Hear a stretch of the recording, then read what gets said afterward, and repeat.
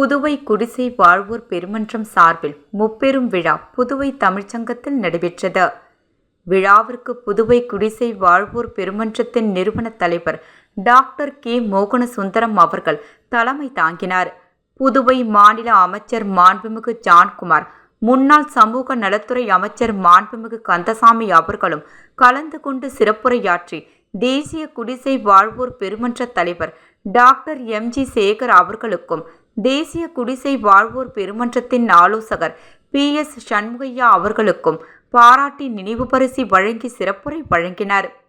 புதுவை குடிசை வாழ்வோர் பெருமன்ற 30ஆம் ஆண்டு விழாவும் தேசிய குடிசை வாழ்வோர் பெருமன்ற நிறுவனர் பத்மஸ்ரீ டாக்டர் ஜோகின் அற்புதம் அவர்களின் 79வது பிறந்தநாள் விழாவும் தேசிய குடிசை வாழ்வோர் பெருமன்ற தலைவர் டாக்டர் எம்.ஜி. சேகர் அவர்கள் டாக்டர் பட்டம் பெற்றமைக்கு பாராட்டு விழா ஆகிய முப்பெரும் விழா புதுவை தமிழ்ச்சங்கத்தில் நடைபெற்றது.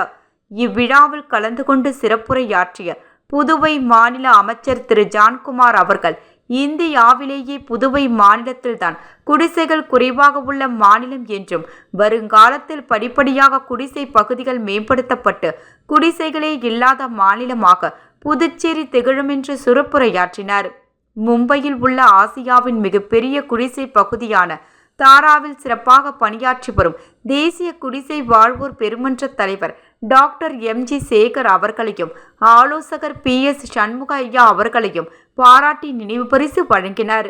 இந்த விழாவில் முன்னாள் சமூக நலத்துறை அமைச்சர் திரு கந்தசாமி, முன்னாள் சட்டமன்ற உறுப்பினர் திரு மூர்த்தி, புதுவை கூட்டுறவு பயிற்சி மைய முன்னாள் முதல்வர் திரு முத்துக்கண்ணு, பி.எஸ்.டி.எஃப். சட்ட ஆலோசகர் வழக்கறிஞர் டாக்டர் ஜெயந்த், தலித் சேனா தேசிய செயலாளர் திரு திருஞானம், பேங்க் ஆஃப் பரோடா முதன்மை மேலாளர் திரு முருகானந்தம், தேசிய சமூக செயல்பாட்டு பேரவை திரு சீனு, தமிழ்மணி, தேசிய தொழிலாளர் மைய தமிழ்நாடு தலைவர் திரு பெருமாள், துணைத் தலைவர் திரு விக்டர் ஞானமணி, HRCPS மாநில செயலாளர் திரு முருகானந்தம், காங்கிரஸ் ST பிரிவு துணைத் தலைவர் திரு ராமன் மற்றும் குடிசை வாழ்வு பெருமன்ற தலைவர்கள் கலந்து கொண்டு வாழ்த்துரை வழங்கினார்கள்.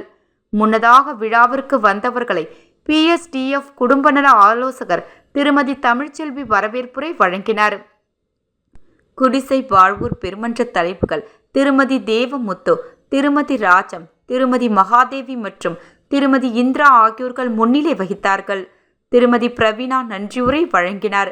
விழாவிற்கான ஏற்பாட்டை குடிசை வாழ்வோர் பெருமன்ற நிர்வாகிகள் திரு ரகு, திருமதி ராமலட்சுமி, திரு தங்கரசு மற்றும் திரு ஜெயபாலன் ஆகியோர் செய்திருந்தனர். இந்நிகழ்ச்சியில் 200க்கும் மேற்பட்ட பெண்கள் இந்நிகழ்ச்சியில் கலந்து கொண்டனர்.